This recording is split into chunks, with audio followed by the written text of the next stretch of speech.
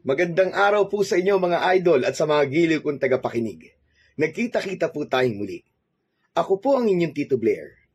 Sa araw po na ito, pakinggan po natin ang kwento ng isang malakas na antingero na si Apong Salik, na siyang tanging pinagkakatiwalaan na tagapagtanggol at nagpapanatili ng katahimikan sa Baryo Anahaw kontra sa mga kampon ng kadiliman.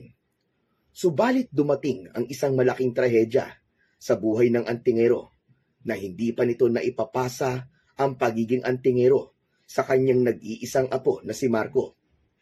Paano na ang katahimikan sa baryo kung may nangyari sa binata para pigilan siya na ipagpatuloy ang tungkulin ng kanyang lolo Salik? Ano naman ang mahalagang papel na gagampanan ng isang batang sinitoy para sa kaligtasan ni na Lola Dorina at Marco? Sa paanong paraan babalik ang malakas na antingero para iligtas ang baryo sa kilabot na hatid ng mga aswang? Pakinggan po natin ang kwentong ito na punong-puno ng pakikipagsapalaran, pag-asa at pagmamahal.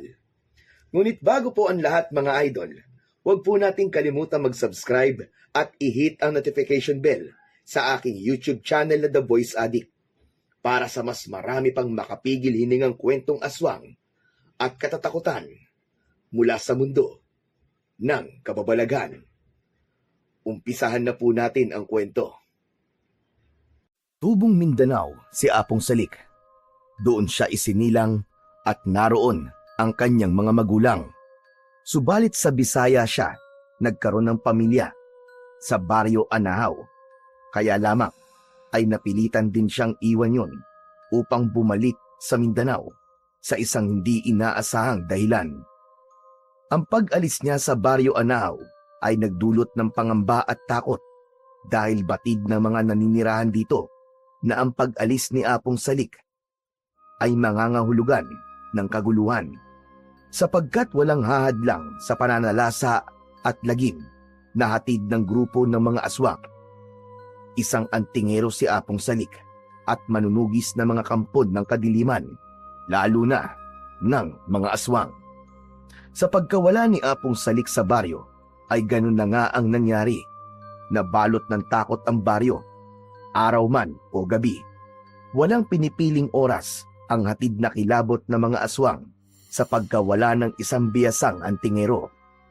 Katunayan nga, may mga residente na piniling umalis na lamang sa baryo upang iligtas ang kanilang angkan at magkaroon ng katahimikan. Subalit ang mga walang kakayahang umalis at walang katiyakan ang pupuntahan ay namalagi doon. Pinalakas na lang nila ang kanilang loob at laging naghahanda para sa lagim na maaaring ihatid ng mga aswang. Subalit ang pangamba at takot ng mga taga-Baryo Anahaw ay napalitan ng pag-asa at kasiyahan dahil sa pagbabalik ni Apong Salik sa Baryo Anahaw mula sa paninirahan ng matagal sa Mindanao. Kasama niya sa pagbabalik ang asawang si Dorina at ang apong si Marco. Aba Salik, napakalaki na ng pinagbago ng baryong ito. Nang dumating tayo, ay halos hindi ko na makilala ang mga bumati sa atin. Halos 15 taon rin tayong nawala dito. Sa tingin ko ay 5 taon pa lamang si Marco nang umalis tayo dito. Opo, Lola Dorina. Wala na rin nga po akong matandaan tungkol sa lugar na ito eh. Isa sa dahilan kung bakit iniwan ni na Apong Salik ang Baryo Anahaw ay dahil sa hindi magandang pangyayari at gusto nila yung kalimutan. Yun ay ang pagkamatay ng kanilang anak na si Amelia at ng asawa nitong si Lino na mga magulang naman ni Marco.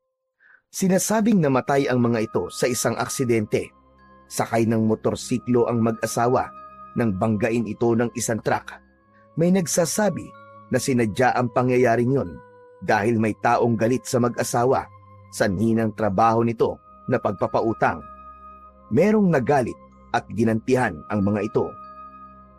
Dahil wala namang makuwang katibayan na sinadya ang aksidente, kaya upang kalimutan ang pangyayaring yun, ay pinili ni na Apong Salik na umalis na lang sa lugar na yon.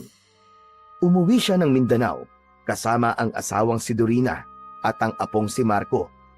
Ang naiwang anak nina Amelia at Lino.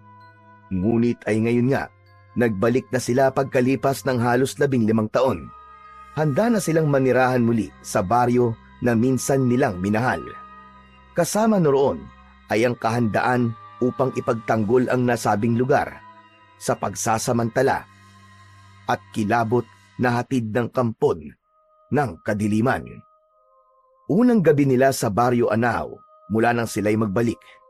Tumira sila sa kanilang iniwang bahay na pinaalagaan nila sa isang kaibigan. Bagamat may mga bahagi ng bahay na sira na dahil matagal na panahong hindi tiniran, ay maaari pa naman itong tuluyan.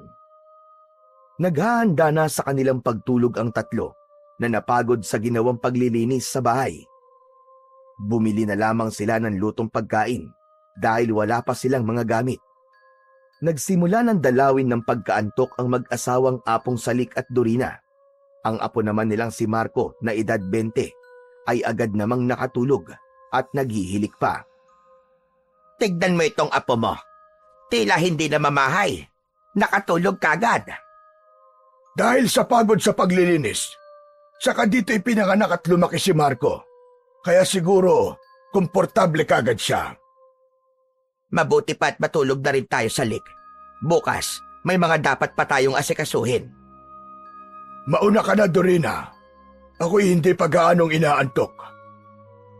Hay nako, bahala ka na nga. Ako'y talagang inaantok na. Mauna na ako matulog. Nahiga na si Dorina sa banig na nakalatag sa kawayang sahig. Saglit lang ay nakatulog na rin ito at naghihilik pa. Samantalang si Apong Salik ay tila balisa.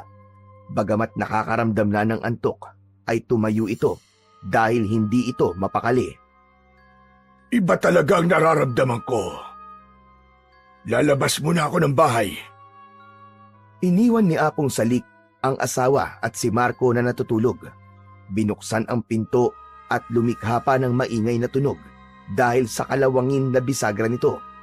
Sa pagkakabukas ni Apong Salik ng pinto, ay gano'n na lamang ang pagkagulat niya dahil biglang may lumitaw sa kanyang harapan at hinila siya nito palabas. Isa yung aswang. Walang hiya ka! Bitiwan mo ko, aswang ka! Bakit nagbalik ka pa? Bakit nagbalik ka pa rito? Dahil gusto ko at mahalaga sa akin ang lugar na ito. Kayo, bakit hindi pa kayo maubos-ubos? Hanggang ngayon ay nanggugulo pa rin kayo. Dahil bahagi na ng lahi namin ang lugar na ito, Apong Salik. Ikaw ang hindi na dapat pagbalik para wala nang nakikialam sa amin. Alam na alam mo na ngayong naririto na ako ay pakikialaman ko muli ang kasamaan nyo. Pero di na namin hahayaan yon dahil ngayon pa lang ay tatapusin na kita. Ugok ka ba? Kahit matagal akong nawala, andito pa rin sa pagkatao ko ang aking pagiging antingero. Kaya ikaw ang matatapos ngayon, Diablong Buang ka! May kinuha si Apong Salik sa kanyang bewang. Ito, nakikita mo ito? Hindi, ilayo mo sa akin yan. Huwag mong ilalapit sa akin yan. Hungang ka, Diablong Buang ka! Siguro kaya ka nagpunta dito ay gusto niyong tiyakin kung ako pa rin ang dating malakas na antingero.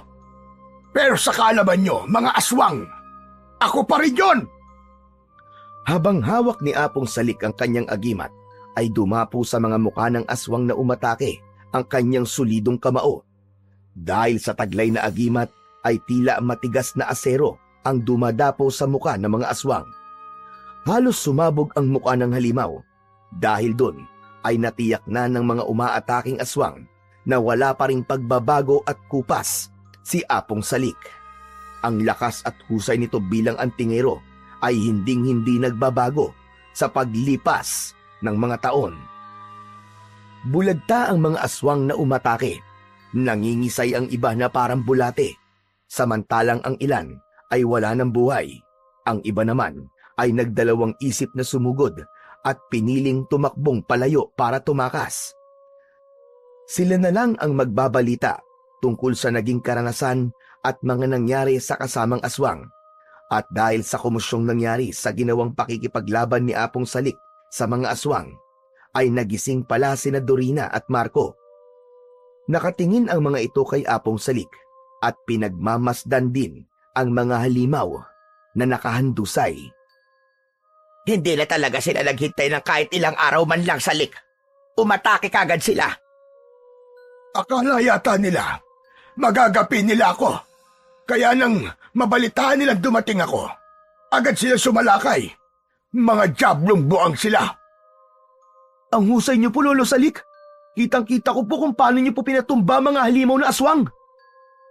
Magpasalamat na lang tayo na kahit may edad na ang Lolo Salik mo, ay kayang-kaya pa rin niyang harapin ang mga aswang na yon, Apo. Kinasabikan ko ang pakikipagharap sa kanila, Dorina. Palibasa, tahimik ang bayan natin sa Mindanao. Walang aswang na namumugad at namemerwisyo ng mga tao. Naglaho na ang mga aswang na kanina'y nakahandusay. Kinain na sila ng dilim. Bumalik na sa loob ng bahay ang tatlo. Ang ganong eksena ay hindi na bagong bagay sa kanila. Lalo na't antingero si Apong Salik. Kaya nakasanayan na ni Dorina ang ganoong mga pangyayari. Lolo, gusto ko po sanang maging katulad nyo. Apo, hindi madali ang ibig mong mangyari. Pero kung yun ang gusto ng apo mo, abay Marco, hindi kita pipigilan. Ang totoo nga niyan dapat pinaghahandaan ko na ang pagsasali ng aking pagiging antingero sa'yo. Handa po ako, Lolo. Salik, mabuti kong pag-isipan mo munang maigi yan. Tumahimik na lamang si Apong Salik sa sinabi ng asawa. Alam niya ang dahilan nito. Samantalang nagtataka naman si Marco na bakit tila ayaw ng kanyang lola na siya ang piliin upang mapasahan ng pagiging antingero. Kaya ang tungkol sa bagay na yon ay pinag-usapan ng mag-asawa. Hindi naman sa ayaw ko, Salik. Pero Dorina, si Marco lamang ang ating nag-iisang apo. Yan na nga, Salik, ang ibig ko sabihin. Nag-iisa nating apo si Marco. Gusto mo ba na sa ibang tao ko na lang ipasa ang pagiging antingero? Ewan ko, Salik. Hindi ko rin alam. Mas mabuting ang apo natin ang pagsalinan ko ng pagiging antingero ko. Para din yun sa kanyang kaligtasan. Alam ko naman yon, Salik. Pero hindi na magiging normal ang buhay ng apo natin kapag nangyari yon. May mga magtatangka sa kanyang buhay. Hindi lang sa sarili niya ang kanyang magiging pananagutan, kundi ang buong baryo. Kasama yon sa dapat niyang maunawaan, Dorina. Ang iniisip ko lang, kung handa ba si Marco sa mabibigat na obligasyon na maaari niyang pasanin. Tanging kapakanan lamang ni Marco ang iniisip ni Lola Dorina. Ayaw niyang magkaroon ng tuwirang responsibilidad ang kanyang apo. Ang maipagpauna ang para sa ibang tao kaysa ang pansariling kapakanan. Ilan lang yun sa mga bagay na naalis kay Apong Salik dahil sa pagiging antingero nito. Kung anong makakapagpasaya sa apo natin, yun ang dapat niyang sundin. Ang sa akin lang naman ay kung pwede sana'y wag na lang. Kaya lang siya pa rin ang masusunod kung ano talaga ang kanyang nais. Bagamat labag sa loob ni Dorina na maging antingero ang apong si Marco, ay hindi niya pa rin ito maaaring pangunahan. Si Marco pa rin ang siyang nakakapagpasya para sa sarili niya. Kaya minsan ay masinsinang kinausap ni Apong Salik si Marco. Mula nung maliit ka pa, Marco, ay alam mo na ang pagiging antingero ko, hindi ba? Opo, Lolo. Kaya nga po, idol na idol ko po kayo . Ngayon pa lang ay sinasabi ko na sa'yong hindi magiging madali ang pagiging antingero. Alam ko po yun, Lolo. At nakahanda po ako. Gaano ka kahanda, Apo? Handang-handa po. Kahit ngayon po, ay handa na po ako para turuan nyo. Yan! Yan ang gusto ko sa'yo, Apo. Gusto ko rin pong makatulong sa mga kababayan natin. Saka isa pa po, Lolo. Di po ba sabi nyo po, hindi talaga aksidente yung nangyari kina Inay at Itay, kundi sinadya yung pagkakabangga sa kanila? Pati pala yun ay natatagdaan mo. Naisip ko lang po kasi, baka kagagawan din yun ng mga aswang. Lalo na't dapat ay kay itay nyo ipapasa ang pagiging antingero. Naisip ko na yan, Apo. Isa yan sa pwedeng dahilan. Kaya pinagplanuhan nilang mawala ang itay mo. Ngayon po, Lolo, ay sa akin nyo naman ipapasa yun. Kaya nga, Apo, dapat kang mag-ingat. Pero bakit po ba? Natatakot silang mga aswang kapag sa kadugo maipapasa ang pagiging antingero? Sapagkat kapag sa kadugo na ipasa ang pagiging antingero, ay lalong lumalakas ang taglay na agimat. Subalit, kung ipapasa naman sa hindi kadugo, ay mababawasan ang lakas. Kaya ngayon ang nais ng mga aswang ang maipasa sa ibang tao ang pagiging antingero para humina ang taglay na lakas ng agimat. Ganun po pala yun, Apo Salik. Kaya dapat talagang maihanda na kita. Lalo na ngayong may edad na rin ako. Basta nandito lang po ako palagi, Lolo. Kahit gaano pa po kakomplikado ang pagiging antingero, nakahanda po ako. Tanging ngiti na lamang ang naisagot ni Apong Salik sa apong si Marco. Nakita niya ang kahandaan nito para maging susunod na malakas na antingero. Samantala, sa kuta naman ng mga aswang ay nagiging paksa na rin ng kanilang usap-usapan ang tungkol sa pagbabalik ni Apong Salik. Lalo na't bigo ang una nilang planong pagpapadala ng mga aswang upang alamin ang kapangyarihan nito. Napatunayan nga ng mga umataking aswang na wala pa ring pagbabago ang lakas ni Apong Salik. Yun ang nakarating sa pinuno ng aswang na si Senyor Divino, bagay na hindi niya ikinatuwa. Buisit! Buisit talaga! Masisira ang mga plano natin sa pagbabalik ni Apong Salik. Tama po kayo, senyor. At nalaman natin, wala pa rin pagbabago po ang lakas niya. Subalit matanda na sa Urbano.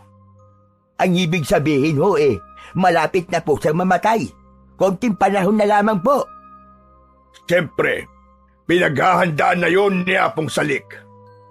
Wala siyang ibang pagpapasahan ng kanyang pagiging antingero, kundi ang kanyang apo, senyor.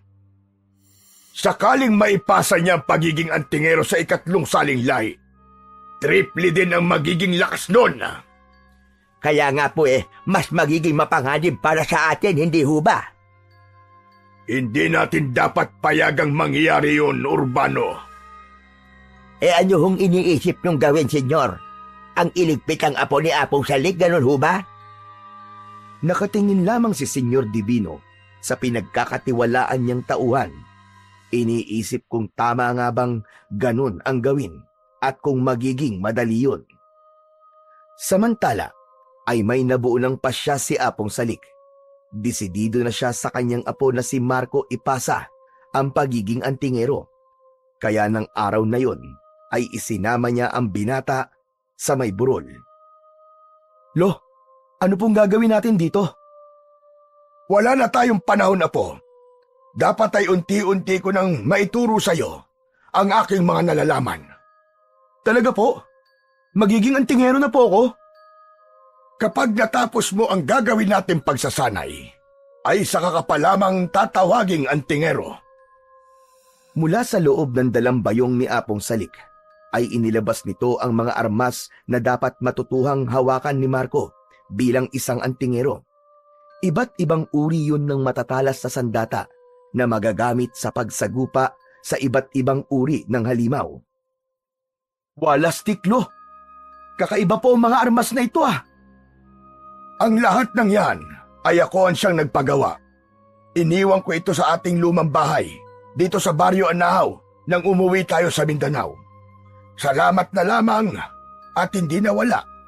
Walang nakialam. Matatalas pa rin po, Lo. Hindi man lang po nagkaroon ng kalawang kahit matagal na nakatago.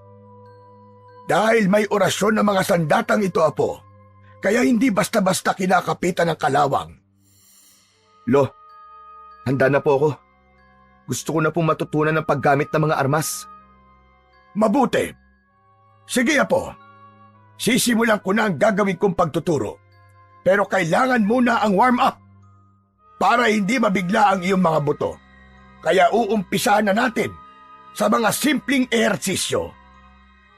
Itinuro na nga ni Apong Salik kay Marco ang mga dapat malaman na nagsimula sa isang ehersisyo, hanggang sa pinahawak niya rito ang armas at itinuro ang tamang paggamit ng mga yon, mula sa paghawak ng buntot ng pagi at pagwasiwas dito, paggamit ng karet, ng pana at baril na desabog.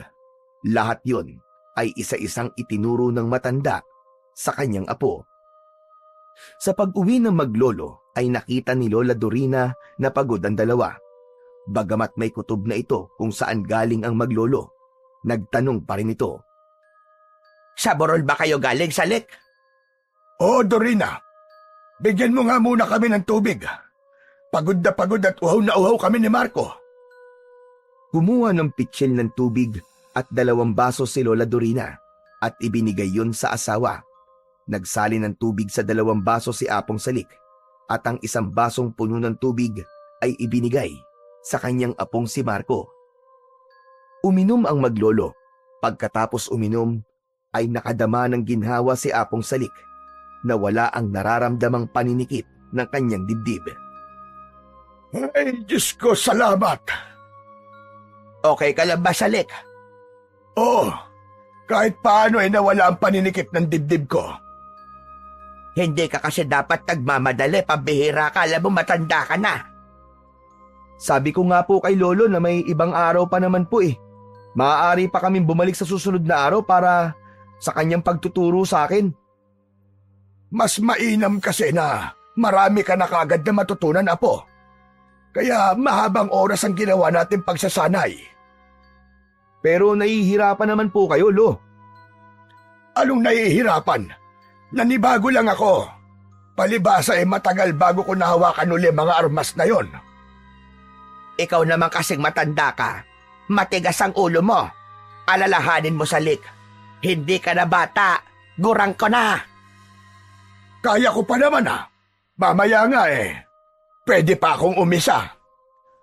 Sabay akbay ni Apong Salik sa asawa na agad namang inalis ni Dorina ang braso na isinampay ng matandang lalaki sa kanyang balikat dahil may halong mali siya yon. Hoy, ikaw na matanda ka. Tumigil ka. Saka hindi ka na nahiya sa apo natin kung ano-ano sinasabi mo.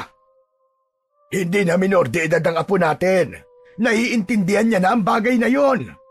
Kahit na ba, bastos na ire.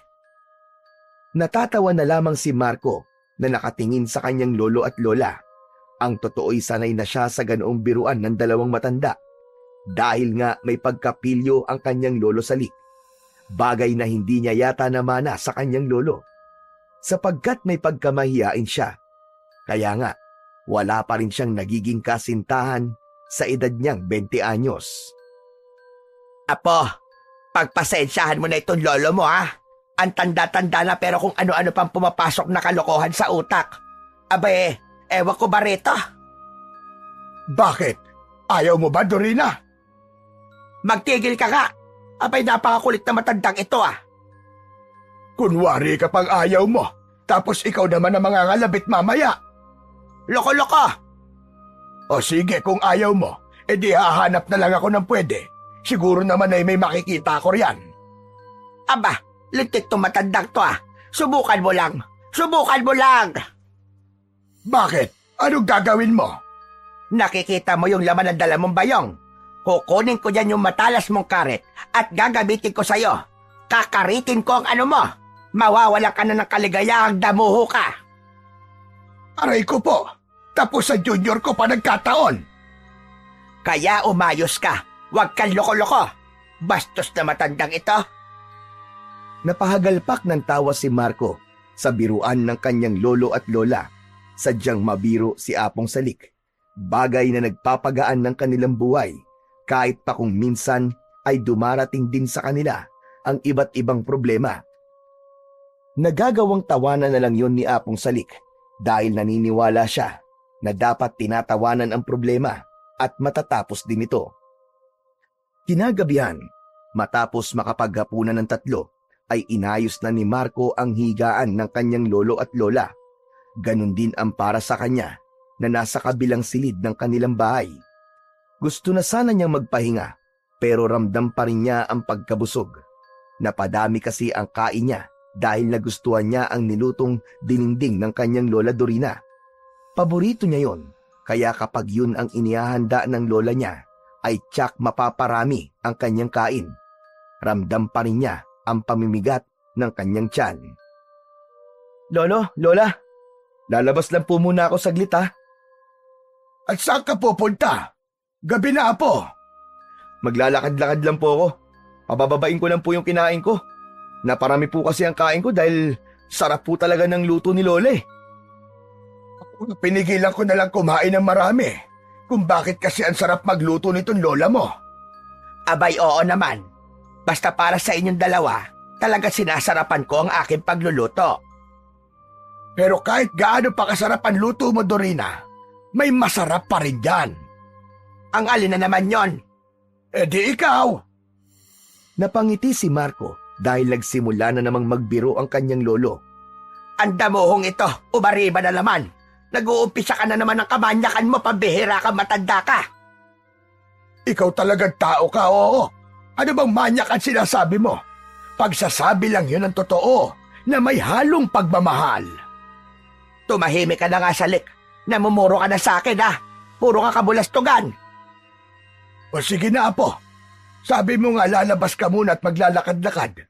Iwan mo na kami ng lola mo para kami makapagsimula na rin. Ay talagang humihirit ka pang matanda ka. Ito naman ang daming reklamo. Pero mamaya pag wala na ang apo natin ikaw pa ang agresibo. Si Raulo, ako pang, nako, nanggigigil na ako sa'yo, Salik.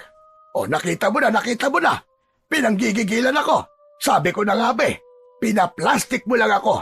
Aayaw-ayaw pero gusto. Nako talaga, ikaw na matanda ka. Pinipikon mo ako. Sige na nga, Apo.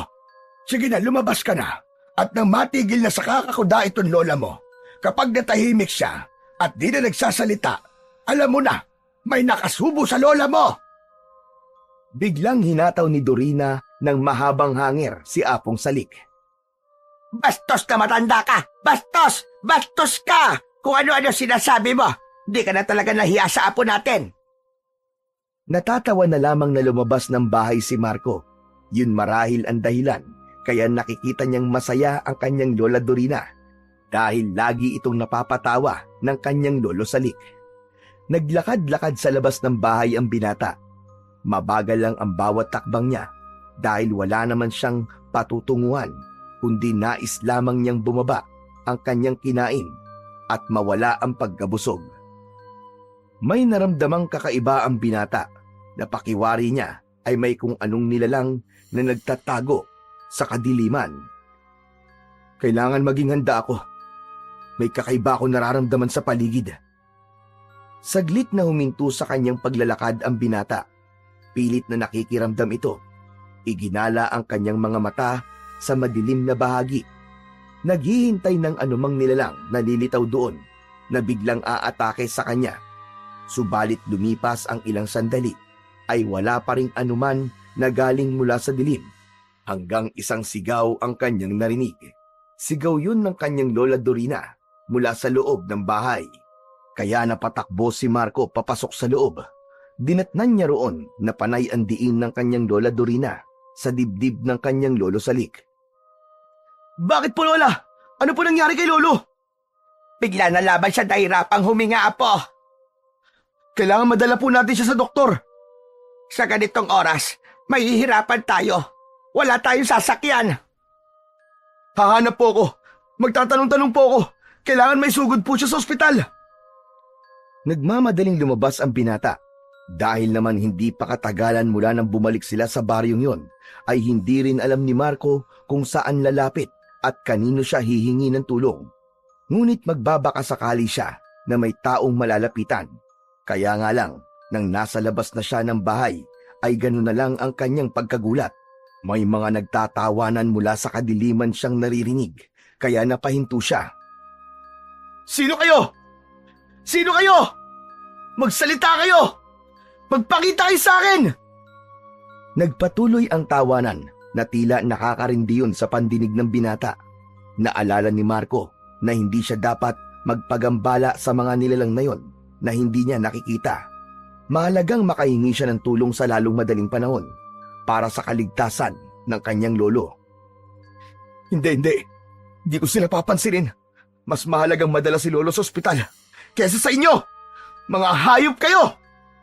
Tumakbo na si Marco papalayo, subalit gano'n na lamang ang kanyang pagkagulat nang bigla siyang nabangga ng isang nilalang na napakaitim ng kulay. Humalakhak pa ito sa harap niya. Sino ka naman? Umalis ka sa harap ko! Lumayas ka! Tila walang narinig ang nilalang na yon. Hindi ito umalis sa pagkakaharang sa binata. May kinalaman ka ba sa nangyari sa lolo ko? Tanging halakhak lamang ang naging tugon ng nilalang. Ginagalit mo talaga ako. Akala mo yata natatakot ako sa'yo kahit na anong nilalang ka pa. Pinakawalan ni Marco ang malakas na suntok, subalit nasalag yun at nasalo ng itim na nilalang. At pinilipit yun. Nasaktan at napangiwi ang binata. Iko! Bitiwan mo ang kamao ko, hayop ka! Subalit lalo pa yung pinisil ng itim na nilalang, kaya naisip ni Marco na tadyakan ito. Pinakawalan niya ang malakas na sipa. Nayanig ang nilalang sa malakas na tadyak ng binata. Hanggang diyan ka lang pala, hayop ka! Tatakbo na sanang muli si Marco papalayo upang humanap ng mahihinga ng tulong nang minsan pa niyang narinig muli ang palahaw ng kanyang lola Dorina. Napalingon siya at bagamat hindi ganon kaliwanag ang buwan, ay nakita niya sa may pinto ng bahay ang kanyang lola. Sumisigaw na may pag-iyak. Walang nagawa si Marco kundi ang bumalik sa bahay, samantalang ang itim na nilalang kaninay humarang sa binata ay nawala na rin at nilamon na ng kadiliman. Lola! Si Lolo Salik po! Wala na ang lolo mo. Hindi na humihinga. Nakahihina rin siya sa kanyang salawal. Nagmamadaling pumasok sa loob ng bahay si Marco. Pinuntahan ng kanyang lolo Salik at niyakap ito kasabay ang malakas na pag-iyak. Lolo! Lolo, gumising ka! Hindi maaari ito, Lolo! Lolo! Lolo Salik! Wala na, Marco. Wala na tayong magagawa. Iniwan na tayo ng lolo mo. Wala na siya. Wala na ang lolo Salik mo. Parang batang musmos na umiiyak si Marco habang nakayakap sa kanyang lolo. Patuloy din sa pag-agos ang luha ng kanyang lola Dorina. Sa isip ni Marco ay sinisisi niya ang itim na nilalang na humarang sa kanya. Kung hindi sana ito naging sagabal, baka nakahingi pa siya ng tulong at nadala sa ospital ang kanyang lolo. Marahil nakaligtas ito at hindi sinapit ang ganoong kalagayan. Kinabukasan ay naging balita ang tungkol sa pagkamatay ni Apong Salik. Ang pinaniniwalaan ng asawa ay inatake ito sa puso. Ngunit para kay Marco ay ang nakaharap niyang itim na nilalang ang may kinalaman sa pagkawala ng kanyang lolo. Marahil ay may kaugnayan ito sa mga aswang. Kalungkutan ang agad na naramdaman ng mga taong nakakakilala kay Apong Salik. Lalo na't inakala nila na sa pagbabalik nito sa baryo ay magiging ligtas na ang lugar nila sa pamimerwisyo ng mga aswang. Subalit sa pagbabalik pala ni Apong Salik ay doon na rin pala ito magpapaalam. Isang gabi lang ibinurol si Apong Salik at agad na ring inilibing. Maraming taga-baryo Anahaw ang nakiramay at nakipaglibing dahil inaari nilang isang bayani si Apong Salik na minsan ay nagtanggol sa kanila mula sa pag-atake ng mga aswang. Samantala, kung ang nangyari kay Apong Salik ay ipinagluksa ng mga taga-baryo Anahaw, ipinagbunyi at ikinatuwa naman yun ng mga aswang sa pangunguna ni Senyor Divino. Umaayon sa atin ang pagkakataon. Wala na ang malakas na antingero. Pero senyor, sinasabi ko lamang sa inyo, hindi pa dapat maging lubos ang kasiyahan natin. Dahil ba may natitira pa sa lahi ni Apong Salik? Siyang tunay, senyor. Hindi ko itinuturing na balakid ang kanyang apo Urbano. Bakit naman, senyor? Nakamatayan ni Apo Salik na hindi na ipapasa ang pagiging antingero sa kanyang apo.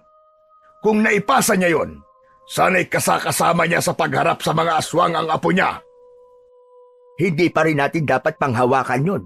Hindi natin alam ang totoong nangyari.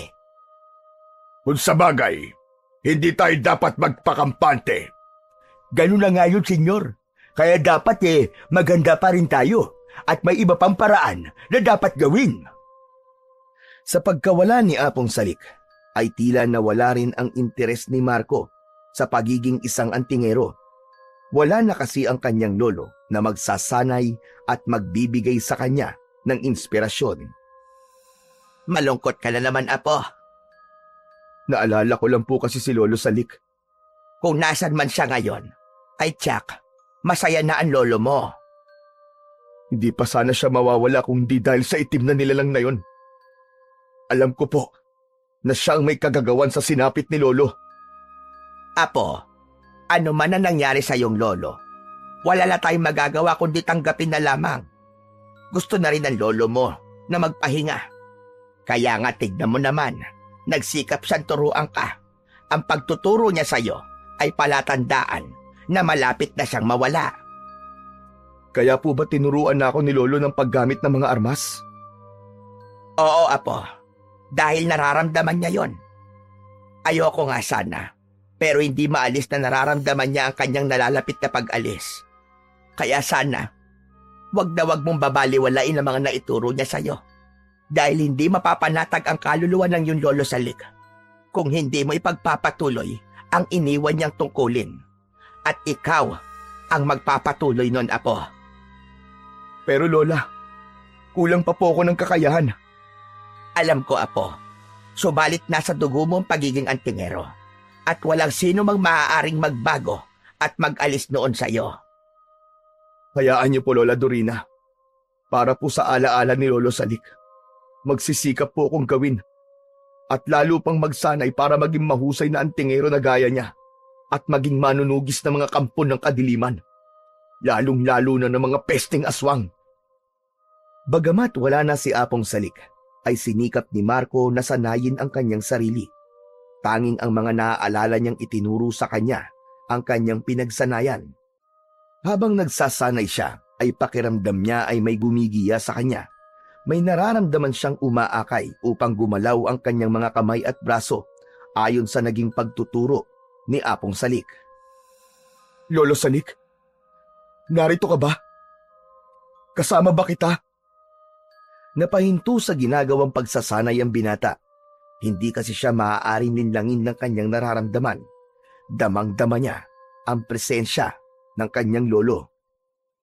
Lolo, hindi naman po ako natatakot sa inyo eh. Kung totoong isa na po kayong kaluluwa o magiging gabay ko, mas makabubuti po yun para sa akin. Saka huwag kayo mag-alala, Lolo.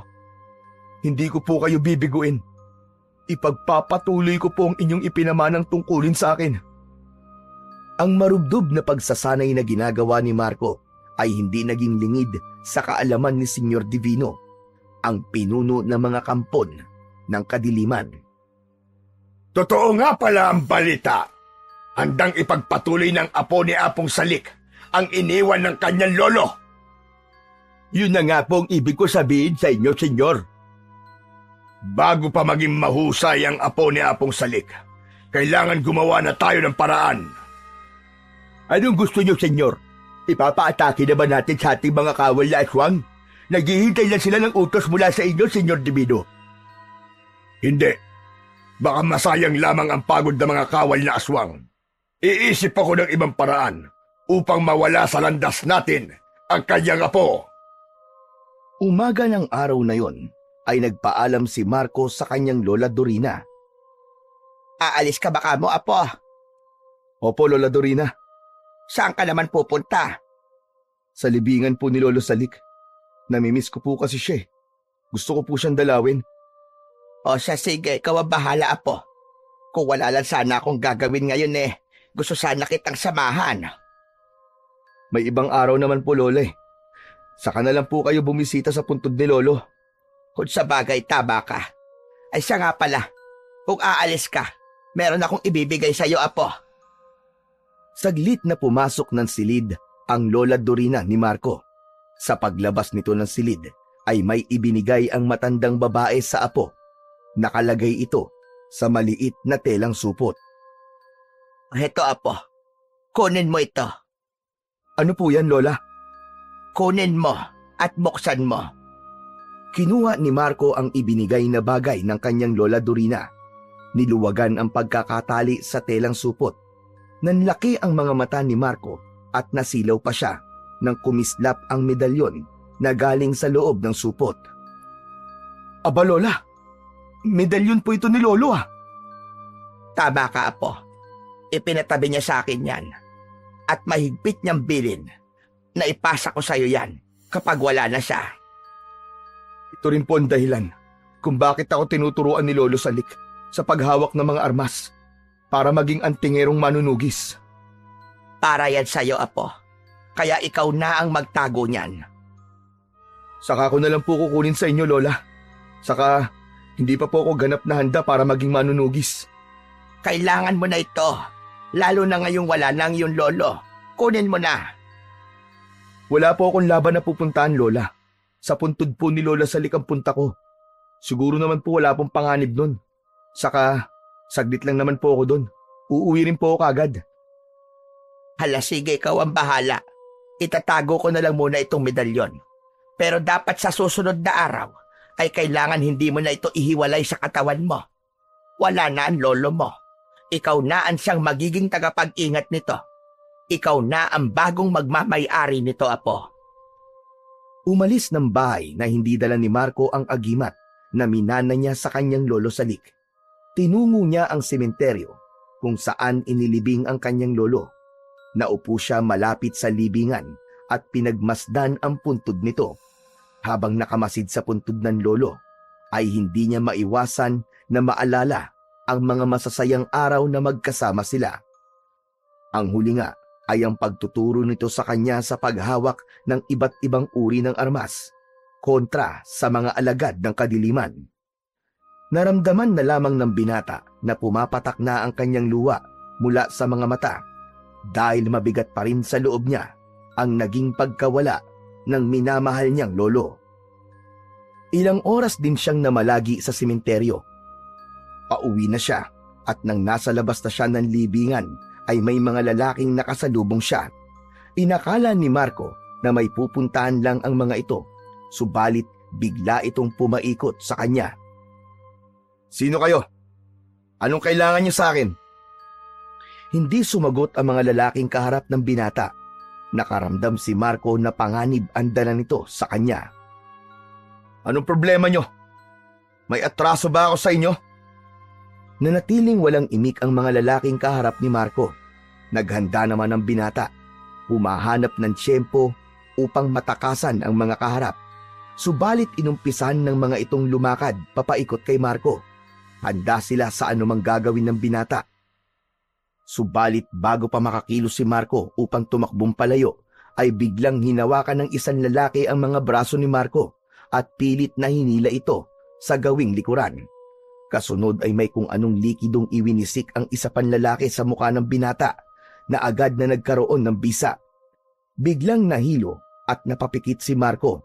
Kasunod nun ay bigla nitong pagbagsak na agad naman sinalo at inalalayan. Binuhat ng mga lalaki si Marco at dinala ito sa isang sasakyan. Kung saan ito dadalhin ay sila lamang ang nakakaalam.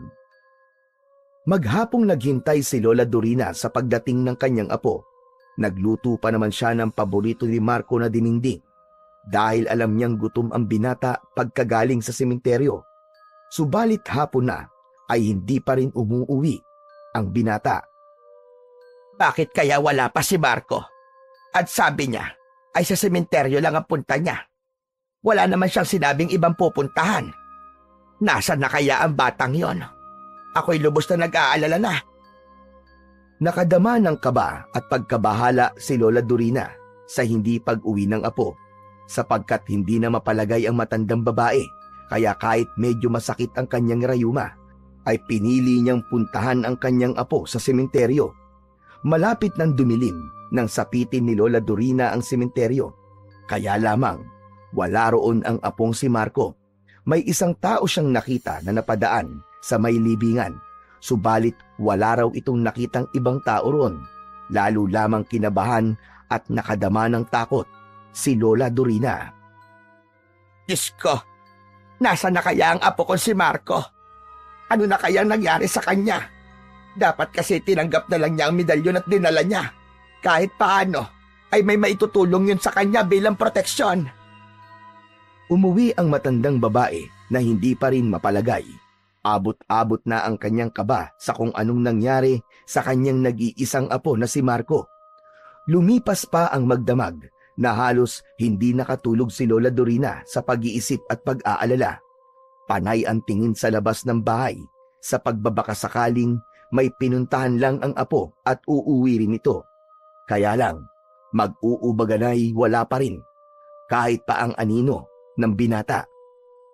Samantala, sa isang liblib na lugar hindi kalayuan sa Baryo Anahaw, pakiramdam ni Marco ay galing siya sa mahabang pagtulog. Napakunot ang kanyang noo at gano'n na lang ang pagtataka dahil hindi pamilyar sa kanya ang kinaroroon ng lugar. Gano'n na lang din ang pagkagulat niya nang malamang wala siyang saplot sa katawan. Subalit ang kanyang mga damit ay nasa tabi lang niya. Kinuha niya ang damit para isuot yun. Nang makarinig siya ng iyak ng babae, hinanap niya ang pinanggagalingan na tila malapit lang. Paglingon niya ay nasa gawing likuran lang niya ang babae. Hubad din ito, subalit nakatakip sa katawan ang hawak na damit. Nagmadali si Marco sa pagsusuot ng damit, sadyang hindi niya naiintindihan ang mga nangyayari. Nang makapagdamit na ang binata, ay may pag-aatubiling nagtanong sa babae. Sino ka? Bakit ako nandito? Talaga ang tinanong mo? Ikaw! Anong ginawa mo sa akin? Aba, ewan ko miss, hindi ko alam. Walang iya ka! Napakasama mo! Pagpapayaran mo ang paglapastangan mo sa akin! Aba, teka, sandali miss. Hindi ko alam ang sinasabi mo. Hindi ko nga alam kung bakit ako nandito at kung sino ka. Ba't kasama kita? Nagkukunwari ka pa talagang walang alam.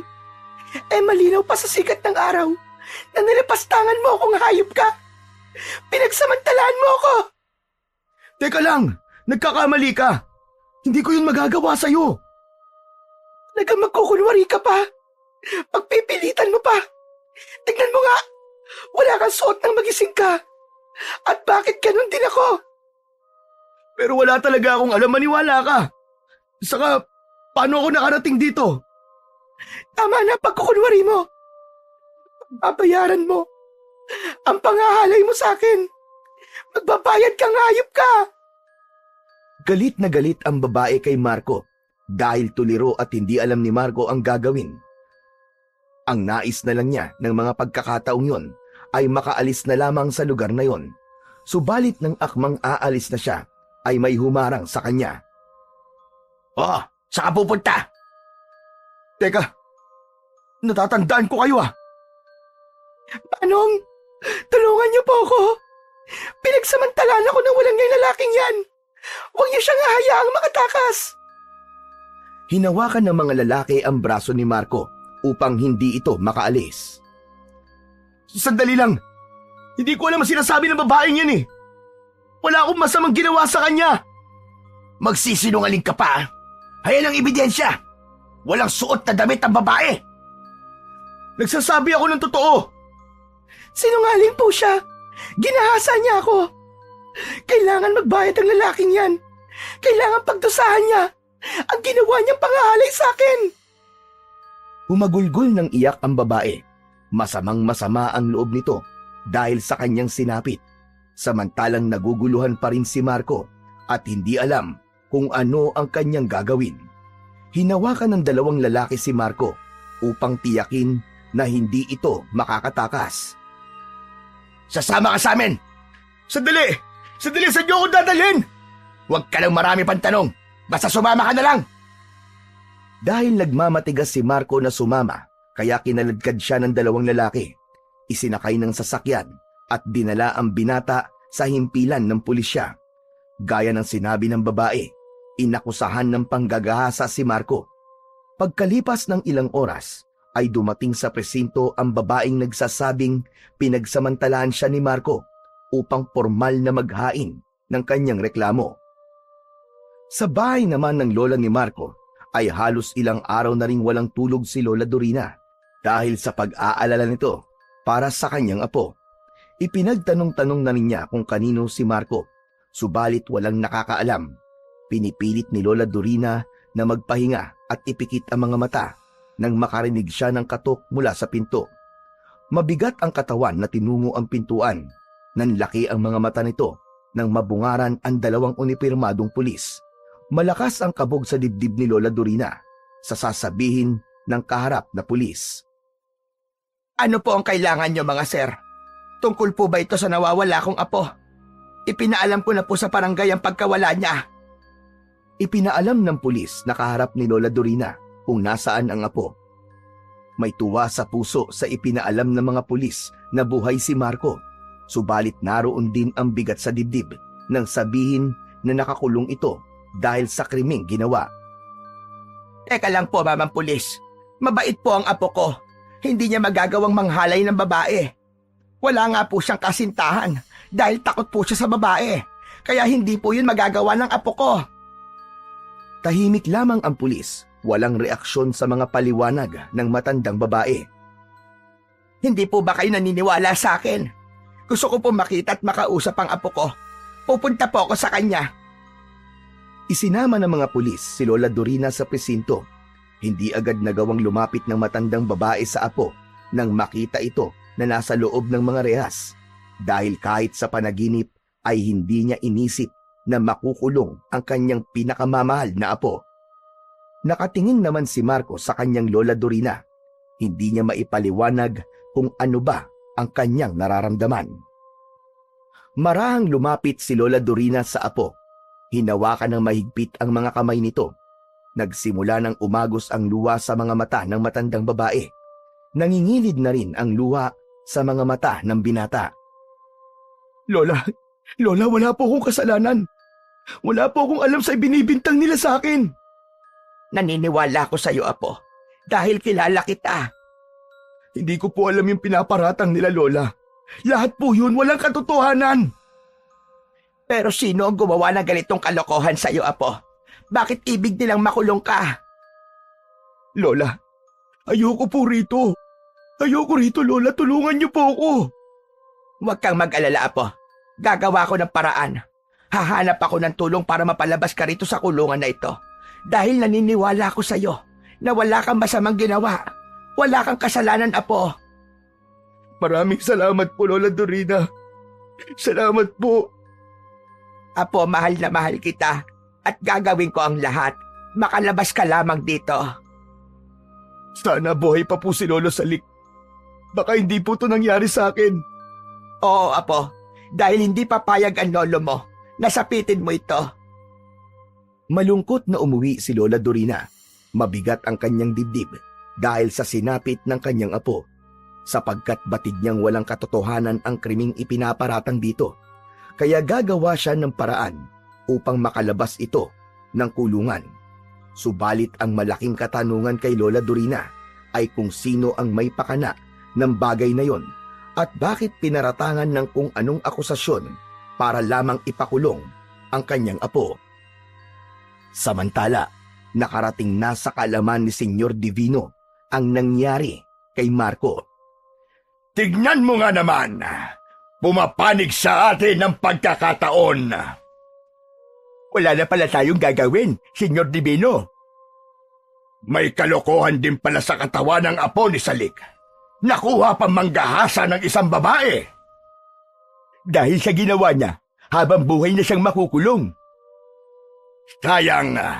Sayang talaga sa... Nanghihinayang ka sa kanya, Senyor Divino? Bata pa siya, pero masasayang ang buhay niya sa loob ng kulungan. Naging pasaway siya, kaya tama lang yun sa apo ni Apong Salik. Ang naiisip ko lamang ngayon ay naipasa kaya sa apo ng matandang yon ang pagiging malakas na antingero. Subalit, Senyor Divino, bigla-bigla ang kamatayan ng matanda. Iniisip mong hindi yun naipasa sa kanyang apo? Posible yun, Senyor. Asa na malakas na medalyon at taglay niya? Kung ganon, posibleng hawak ito ng asawa niya. Pwedeng gano'n na nga. Dahil wala namang maaaring pag-iwanan si Salik kung hindi ang apo at ang asawa niya. Ibig sabihin, Senyor, maaari yung gamitin ng kanyang asawa. Oo, tama ka, Urbano. Subalit hindi yun magiging malakas, kundi mas lalakas ang bisa ng medalyon kung ang lalaking anak na may duguri ng pagiging antingero ang papasahan nun. Kung ganon, Senyor Divino, kailangan na natin kumilos ngayon. Tama ang iniisip mo, Urbano. Habang hawak pa ni Dorina ang medalyon, kailangan makuha na natin yun sa kanya. Sa mga unang gabi ni Marco sa loob ng kulungan, ay hirap siyang kumain at matulog. Bagamat maayos naman ang pakikitungo sa kanya ng mga bilanggong kasama, ay hindi pa rin maalis sa kanya ang labis na kalungkutan. Naaalala niya ang kanyang Lola Dorina na nag-iisa lamang. Sa kubo naman ni Lola Dorina ay lalong napuno ng kalungkutan dahil hindi niya kasama ang kanyang apo. Si Marco na lamang sana ang makakapagpasaya sa kanya dahil wala na ang asawa, subalit dahil sa mga nangyari na nakulong ito. Palaisipan pa rin kay Lola Dorina kung sino ba ang may kagagawan ng bagay na yun. Tumayo ang matandang babae. May hinilang baul sa ilalim ng kamang tinutulugan ni Marco. Binuksan yun at kinuha sa loob ang supot na tela na pinaglalagyan ng medalyon. Yun ang tanging alaala sa kanila ni Apong Salik. Mahalagang bagay na maaaring makatulong din ng malaki sa kanilang maglola. Lalo na sa pinagdaraanan nila ngayon. Bago pa may mangyari kay Marco, ay inalok na ni Dorina na kunin yun ng apo. Subalit tinanggihan, kundi sa ibang pagkakataon na lamang. Kinuha ng matandang babae ang medalyon, masusing pinagmasdan habang nasa kanyang mga palad. Kung dinala lang sana ni Marco ang medalyong ito, baka hindi nangyari yun sa kanya. At nagawa sana niyang ipagtanggol ang kanyang sarili. Naproteksyonan sana siya ng agimat na ito. Subalit huli na ang lahat. Nangyari na ang nangyari. Ang iniisip ngayon ni Lola Dorina ay kung paano matutulungan na makalaya ang apong si Marco. Kaya muling lumabas ng bahay ang matandang babae. Bitbit niya ang medalyon dahil naniniwala siyang magdadala rin yun ng swerte sa kanya. Nagbabaka sakali na ang mga taong lalapitan niya para hingan ng tulong ay mapagbibigyan siya. Nakausap niya ang kapitan ng kanilang baryo at nangako na tutulungan na makalapit sa munisipyo para sa libreng abogado. Nagkaroon ng pag-asa si Lola Dorina dahil kahit paano ay posibleng umusad ang kaso na isinampa laban sa apo niyang si Marco. Papauwi na si Lola Dorina nang may makasalubong siyang isang batang lalaking marusing at nagugutom. Humarang ito upang manghingi ng tulong. Konting pagkain lang po, Lola. Gutom na po ako. Saan ka ba galing, bata? At bakit ganyan ang itsura mo? Sa malayo po. Gutom at uhaw na po ako. Baka may dala po kayong pagkain. Oo, iho. Tama-tama. May natira pa sa puto na binili ko kanina. Saka may konting tubig din ako. Oh, heto. Ibibigay ko na sa'yo para makakain ka. Naku, maraming salamat po. Ang bait niyo po. Agad na nilantakan ng bata ang ibinigay ni Lola Dorina na puto. 3 piraso ng puto yon at 3 subo rin lang ng bata na talagang gutom na gutom. Saka sinundan ng pag-inom ng tubig. Matapos makakain at makainom ng tubig, ay napatighay pa ang bata. Napangiti ang matandang babae dahil kahit paano ay napawi ang matinding gutom ng bata. Salamat po sa inyo, Lola. Dorina, pwede mo akong tawaging Lola Dorina. Ikaw, anong pangalan mo, iho? Nitoy po. Nitoy Palaboy. Yun po ang tawag nila sa akin. Aba, ba't ganun ang tawag sa'yo? Palaboy-laboy po kasi ako, Lola Dorina. Sa kahit saan na lang po ako natutulog. Ibig sabihin ay wala kang tirahan?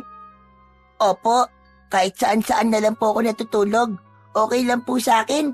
Sanay naman na po ako eh. Aba, pero delikado para sa isang batang katulad mo ang ganon. Gusto mo ba sa bahay ka na lang tumira? Napatingin si Nitoy sa matandang kausap. Hindi ito makakibo at makapaniwala. Nitoy, iho, tinatanong kita. Kung gusto mo bang sa bahay ka na lang tumira, nag-iisa lang naman kasi ako ron. Dahil may nangyari sa apo kong kasakasama ko. Wala pa ring naisagot ang bata kay Lola Dorina. Subalit mula sa mga mata ng bata ay pumatak ang luha. Nitoy, umiiyak ka. Abay bakit? May nasabi ba akong mali? O hindi mo nagustuhan? Wala po. Naiiyak po ako kasi masaya po ako. Sobra po ako natutuwa kasi po, kayo po ang unang nagsabi sa akin ng ganyan. Nag-alok po sa akin para patuloyin po ako sa bahay. Hindi po ako makapaniwala na may tao pong gagawa ng ganun. Abay ganon ba? Kaawa-awa ka naman. Naisip ko kasi na delikado para sa isang batang tulad mo na mamumuhay sa kalye. At isa pa, meron din akong apo. Nang makita kita naalala ko si Marco sa'yo. Pero hindi na siya bata. Binata na siya. Kahawig mo kasi siya nung kasing edad mo. Kung ganun po, gwapo po pala ang apo nyo, Lola Dorina. Abay syempre naman, magkasing gwapo kayo. Kung sa bagay po, maganda po kayo, Lola Dorina. Maganda ang lahi nyo. Napangiti si Lola Dorina. Bigla tuloy niyang naalala ang asawang si Apong Salik na mahilig mambola sa kanya. Ba't napangiti po kayo, Lola Dorina?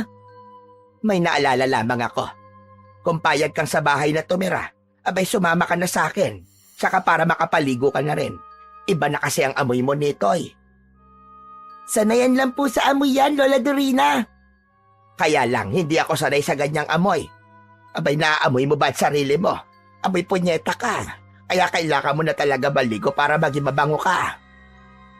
Isinama na nga ni Lola Dorina ang batang si Nitoy. Pagdating nila sa bahay, ay agad inutusang maligo ang bata. Humanap naman siya ng mga damit na pinagliitan ni Marco upang maisuot ni Nitoy. Sa pagdating ni Nitoy sa bahay ni Lola Dorina, siya kahit paano ay mababawasan ang lungkot na kanyang nararamdaman sapagkat may makakasama na ito.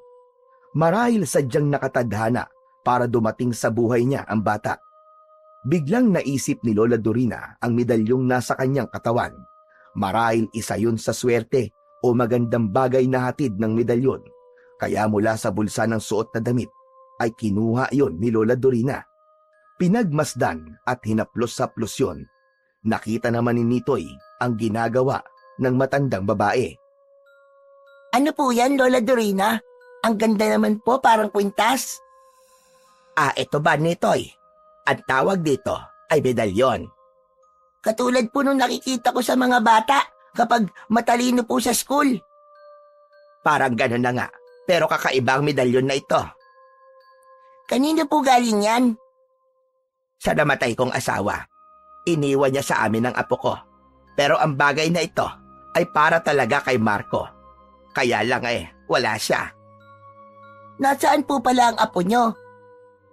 Nasa kulungan. Pinagbintangan kasi siyang gumawa ng masama. Pero hindi yung kayang gawin ni Marco. Dahil mabait ang apo kong yon. Kilala ko siya. Hayaan mo, sa sunod kong pagbisita sa kanya sa presinto, isasama kita para makilala mo siya. Unang gabi nakasama ni Lola Dorina ang batang si Nitoy. Maaga silang natulog dahil plano ng matandang babae na dalawin si Marcos sa kulungan. Dadalhan din niya ito ng pagkain. Ipagluluto niya ng paboritong pagkain ang kanyang apo. Sapagkat walang gumagamit ng kamang tulugan ni Marco, kaya dun pinatulog ni Lola Dorina ang batang si Nitoy. Nakakaidlip na si Lola Dorina nang may kung anong gumagambala sa kanyang utak. May kung anong ingay siyang naririnig mula sa labas ng kanilang bahay. Nababahala at nagtataka si Lola Dorina na bumangon. Bago siya bumangon, ay kinuha niya ang isa sa armas na pinagsasanayan ni Marco at ibinilin ni Apong Salik. Pinili niyang kunin ang buntot ng pagi dahil madali sa kanyang gamitin yon. Sumilip siya sa siwang sa may pinto. Napasigaw si Lola Dorina dahil sa pagsilip niya ay bumulaga ang isang halimaw. Dinakma nito ang matanda. Naiiwas nito ang kanyang muka, subalit nahawakan at nahablot ng aswang ang kanyang mahabang buhok. Hinatak ng aswang si Lola Dorina palabas ng bahay. Walang iya ka! Bitiwan mo ang buhok ko! Walang iya ka! Tulungan niyo ako! Nanatiling hawak ng aswang ang mahabang buhok ni Lola Dorina. Pinilit na hinila yon, kaya hirap na hirap ang matandang babae dahil pakiramdam niyang matutuklap na ang kanyang anit sa lakas ng pagkakahatak ng aswang sa buhok nito. Hayop kang aswang ka! Talagang gusto mo pa yata akong kalbuhin!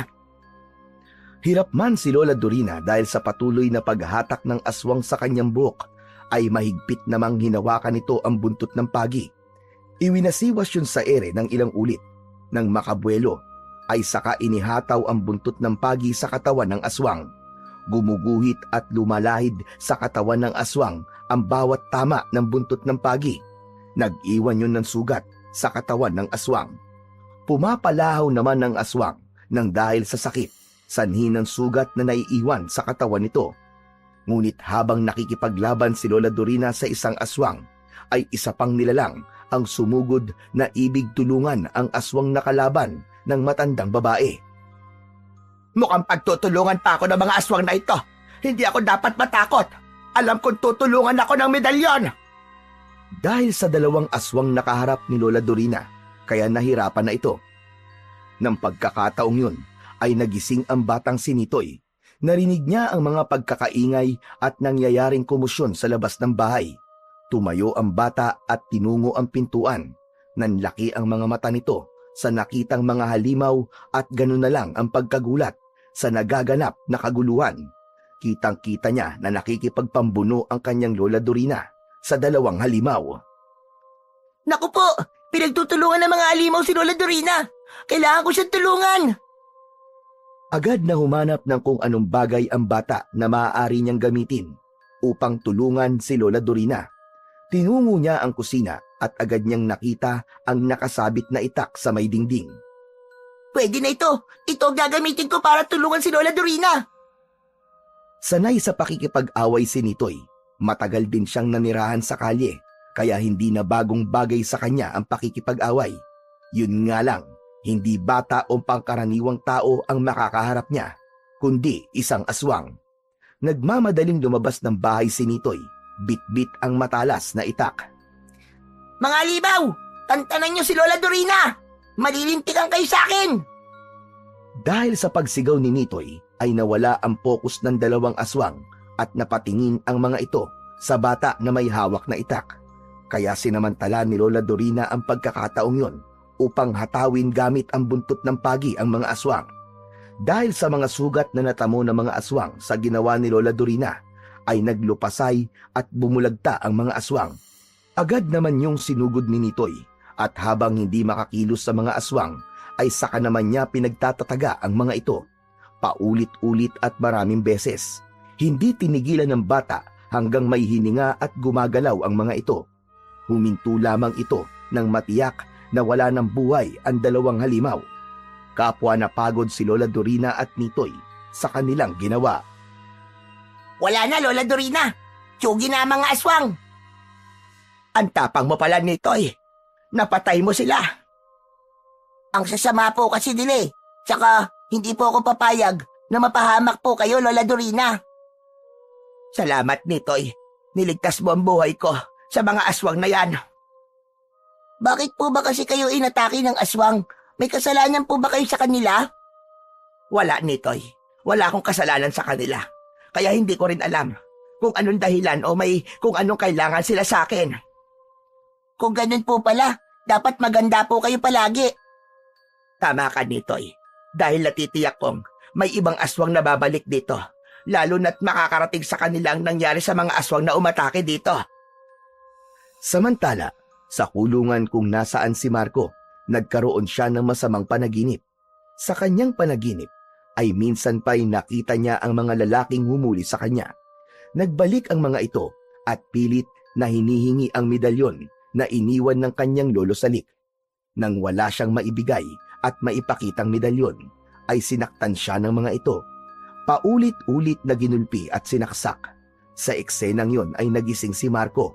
Habol ang hininga, butil-butil ang pawis at takot na takot.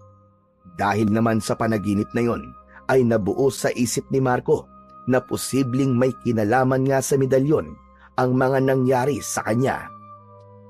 Sa kuta naman ni Senyor Divino, hindi nito nagustuhan ang balitang nakarating sa kanya dahil hindi na nakabalik ang aswang na kanyang inutusan. Mahinang aswang! Walang maaasahan sa kanila! Mga inutil!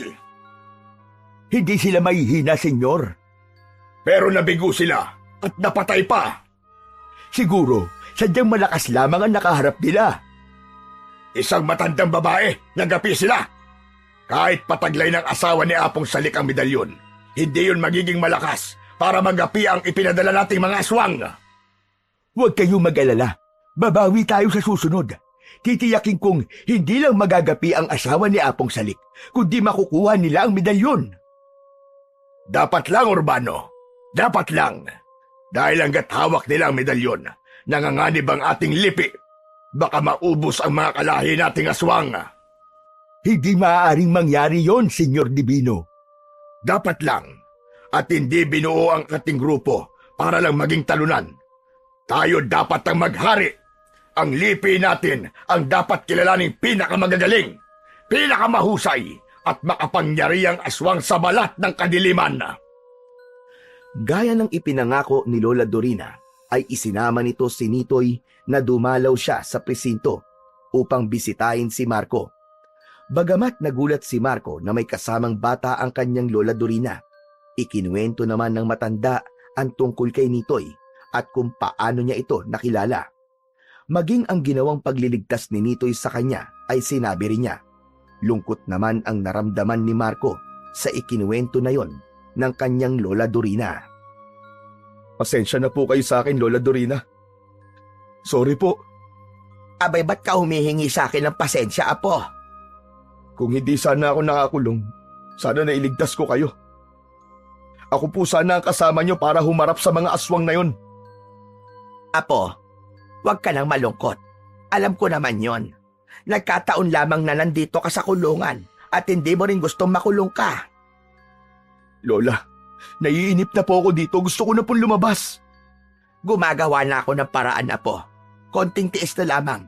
Pasasaan pat lilitaw din ang katotohanan. Yung babaeng nagreklamo, Lola.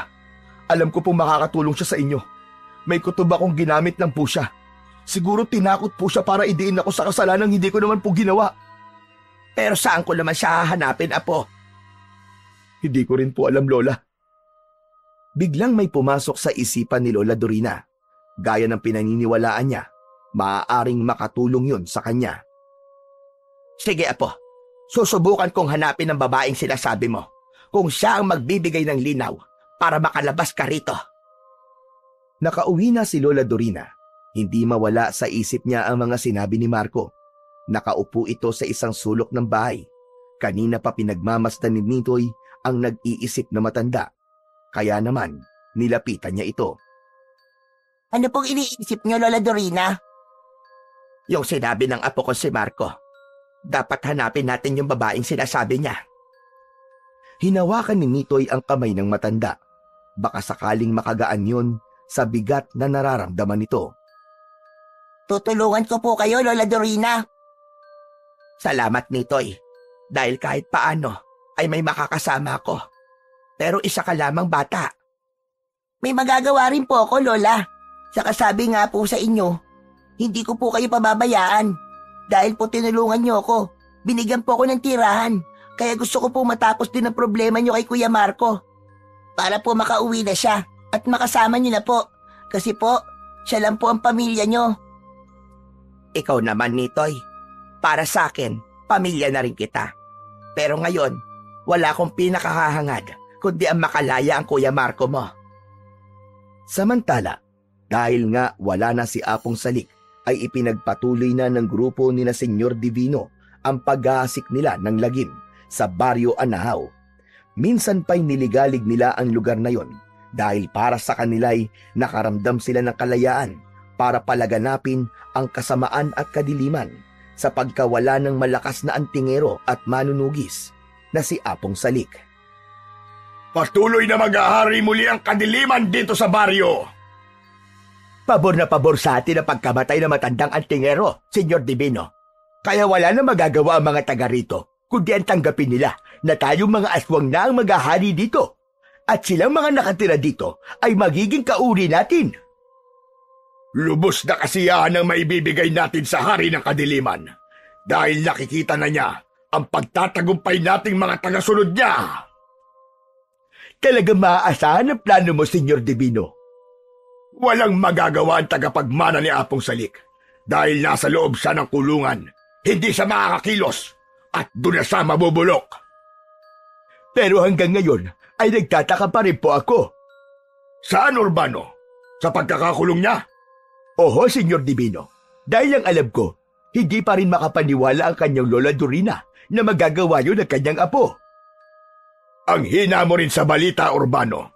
Palibasa minsan hindi mo ginagamit ang iyong kokote. Ano pong ibig niyong sabihin, Senyor?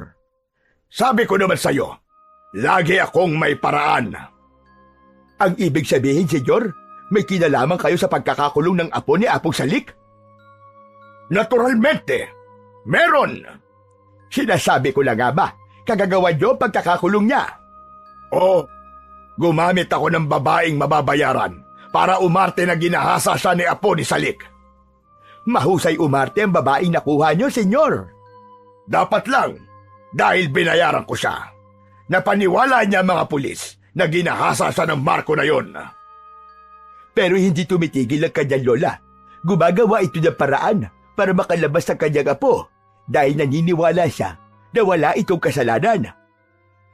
Di gawin niya ang kahit na anong paraan. Tignan ko lamang kung makakalabas pa ang kanyang apo.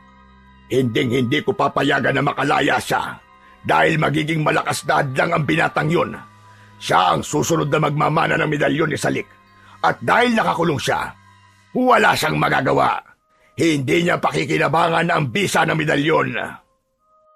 Sa pagsapit ng dilim, ay pangamba ang naramdaman ni Dorina dahil laging nililigalig ng mga kampon ng dilim ang baryo. Kaya sa ganoong pagkakataon ay naalala niya ang asawang si Apong Salik. Sana lang kasama niya yon para ipagtanggol sila. Ang sigawan ng mga taong inaatake ng aswang ay tinig na umuusig kay Dorina dahil wala siyang ginagawa. Dahil sa mga naririnig niyang sigawan ay inilabas niya ang medalyon. Alam niyang matutulungan siya nito. Minsan pa'y nakabantay lagi sa kanya si Nitoy. Ang medalyon na ito ay makatutulong para harapin ang mga aswang na umatake. Gusto niyo pong gamitin yan, Lola Dorina? Haharapin niyo po sila? Matanda na ako, Nitoy. Nag-aalala ko. Baka hindi ko kayanin. Pero hindi ko kayang magsawalang kibo na lamang. Sabi ko po sa inyo, tutulungan ko po kayo. Baka mapahamak ka pa, Nitoy. Wala kang alam sa pakikipaglaban. Pero gusto ko po makatulong. Sigurado ka ba, Nitoy? Opo, Lola Dorina. Bata man po ko, pero kakayanin ko pong harapin ang mga aswang. Bagamat may pagdadalawang isip, ay may kung anong puwersa mula sa medalyon na iniabot yon ni Dorina sa bata. Bahala na pero kailangan magbakasakali para sa katahimikan ng baryong ito. Pagkabigay ni Dorina kay Nitoy ng medalyon, ay isinuot ito ng bata sa kanyang leeg. Kinuha ang buntot ng pagi na ginamit ni Lola Dorina nang harapin niya ang mga aswang. Lumabas ng bahay si Nitoy at walang pag-aalinlangan na pinuntahan ng mga aswang na nanggugulo at naghahasik ng lagim. Ako ang harapin nyo, mga aswang! Narinig ng ilang mga aswang ang sigaw na yon ng bata.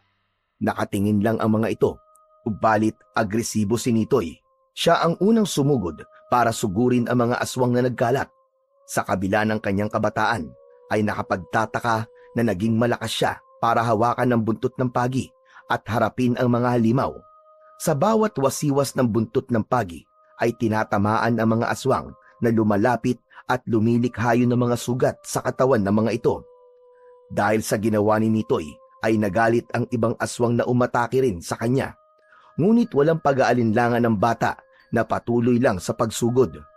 Mula sa kalayuan ay tanaw ni Lola Dorina ang ginagawang pakikipaglaban ni Nitoy sa mga aswang. Habang nakikita niya ang pakikipaglaban ng bata, ay tila ang nakikita niya ay ang kanyang apo na si Marco na humaharap sa mga aswang. Maraming mga aswang ang nasusugatan at namamatay sa ginawa ni Nitoy. Hindi pa rin makapaniwala si Lola Dorina sa naging lakas at katapangan ng bata. Hindi ko inaasahan na magagawa mo ang bagay na yun, Nitoy. Ako man po, Lola Dorina. Pero natuwa po ako habang kalaban ko ang mga aswang. Kaya ko pala silang talunin dahil sa medalyon. Hindi pa rin tayo binibigo ng medalyon. Dahil sa kapangyarihang binibigay niya sa tao may hawak nito, ay nagiging malakas at matapang ka. Akala ko nga po hindi ko po kaya pero nagawa ko pong lumaban sa mga aswang. Ang husay po talaga ng medalyon. Ngayon ko naisip na sadyang may dahilan kung bakit nagkrusan landas natin, Nitoy. Dahil may mahalagang bagay kang gagampanan. Siguro nga po, Lola Dorina. Nagnitngit naman sa galit si Senyor Divino dahil hindi niya inaasahan ang masamang balita na malalaman. Nagtataka rin ito sa mga nangyayari. Bakit ganon? Bakit ganon? Alin po ang bakit ganon, senyor? Hindi yun ang inaasahan ko. Sa halip na mag-enjoy ang mga kauri natin para magasik ng lagim. Dahil nga wala nang magiging sagabal. Hindi nangyari yun. At nabawasan pa ang mga kalahi natin. Yun nga po ang pinagtataka ko. Siya kasino ang batang nakasagupa nila? Ang asawa ng antingero. Si Dorina. Siya ang may kinalaman sa naging kabiguan ng mga kalahi natin. May alaga siya bata na siyang iniharap sa mga aswang? Kakaiba ang taglay na lakas ng batang yun. Dahil yun sa medalyon, Senyor Divino. Siya ang gumagamit. Palaisipan kina Senyor Divino ang mga nangyayari. Hindi nila kayang ipaliwanag ang lakas na taglay ng batang pumipinsala sa mga aswang na umaatake sa Baryo Anahaw. Samantala, dahil sa mga nangyari, ay lalo lang nakita ni Divino ang kakayahan at kakaibang kapangyarihan ng medalyon. Kung sa pakikipaglaban ay maaasahan ito, ay tiyak niyang may iba pang bagay na kaya itong gawin. Sapagkat nakikita ni Lola Dorina nung buhay pa ang asawang si Apong Salik na dinadasalan at may ginagawang orasyon ito sa medalyon, kaya ibig din niyang subukan kung ang gagawin niyang orasyon ay magkakaroon din ng bisa, lalo na't para yun sa kanyang apo na nakakulong, gayong wala namang kasalanan. Kaya bago matulog ay isang orasyon ang ginawa ni Lola Dorina. Sinamahan pa siya ni Nitoy upang gawin ang orasyon. Kinabukasan ay muling dumalaw ang dalawa sa presinto. Sa paglapit pa lamang ni Lola Dorina sa kanyang apo, ay awa agad ang kanyang naramdaman. Nakita niya ang pangangayayat ni Marco. Malaki na ang ibinagsak ng katawan nito. Nangingilid ang luha ng matandang babae. Ganon din si Marco na hindi na alam kung anong sasabihin sa kanyang lola. Kaya mo pa ba, Apo? Nahihirapan ka na ba rito? Lola, hanggang kailan ba ako dito? Apo, konting tiis pa. Konting tiis pa, tatagan mo ang iyong loob. Samantala, nakamasid lamang sa kanila si Nitoy na noon ay naluluha na rin. Ramdam niya ang paghihirap na dinaranas ni Marco sa loob ng kulungan. Hinawakan ni Nitoy ang kamay ni Marco. Kuya Marco, laban lang. Makakalabas ka rin. Gumagawa na po ng paraan si Lola Dorina. Salamat, Nitoy. Pero hirap na ako. Parang bibigay na ako. Kaya mo yan, Kuya Marco. Sabi ni Lola Dorina, matapang ka. Apo, wag na wag kang susuko. At kung buhay lamang ang lolo Salik mo, hindi rin niya magugustuhan na magiging mahina ka. Kaya nga po, Kuya, walang sukuan. Sisikapin ko maging malakas para sa inyo, Lola Dorina. Salamat, Apo. At alam ko, magkakasama pa tayo uli. Makakalabas ka ng kulungang ito dahil alam kong wala kang kasalanan. Sa naging pagdalaw na yon, nina Dorina at Nitoy kay Marco, kahit paano ay nagbigay yun ng konting sigla at pag-asa sa binata upang lumaban. Dahil sa pilit na pagpapalakas ng kanyang loob. Kaya bago tuluyang umalis ng presinto, ay may kinuha si Lola Dorina mula sa dala niyang maliit na bag. Apo, hawakan mo ito. Maaaring makatulong sa'yo ang paghaplos dito. Ang medalyon ni Lolo Salik? Oo, apo, tama ka. Maraming ulit ko nang napatunayan ng pambihirang bisa nito. Kaya nga dinala ko rin dito para magbigay ng kakaibang enerhiya. Hinawakan ni Marco ang medalyon. Sa pagkakahawak ng binata ay may kakaiba siyang naramdaman. Tila enerhiya na nagbigay ng kakaibang sigla sa katawan niya. Ang gusto ko sana'y iwan ito sa'yo, apo. Kaya lamang mas maraming panganib sa labas. Nauunawaan ko po kayo, Lola. Saka baka pag-isipan po ako ng kung ano-ano kung iiwan dito po sa loob ang medalyon. Yun din nga ang iniisip ko, apo. Kaya tama lang po na kayo na po magtago yan. Oo, apo. At iingatan ko ito. Ang totoo nga niyan malaki rin na naging tulong nito kay Nitoy. Saglit na naikwento ni Lola Dorina sa kanyang apo ang ginawa ng bata at kung paano ito natulungan ng medalyon. Talaga po, Lola? Nagawa po yun ni Nitoy? Oo, apo. Sinubukan ko lang. Dahil nga nag-aalala ko. Pero kailangan gumawa ng paraan. Dahil masyado na nanggugulo mga kampo ng dilim. Dahil sa medalyon, Kuya Marco, nagawa kong harapin ng mga aswang at natalo ko silang lahat. Nakadama ng lungkot si Marco sa ibinalitang yun. Yun ang bagay na dapat sana'y ginagawa ko, Nitoy. Dahil sa akin yun ibinili ni Lolo Salik na ako magtaglay ng medalyon para ipagtanggol ang baryo laban sa mga kampo ng kadiliman. Kaya lamang hindi ko magawa dahil sa sinapit kong ito.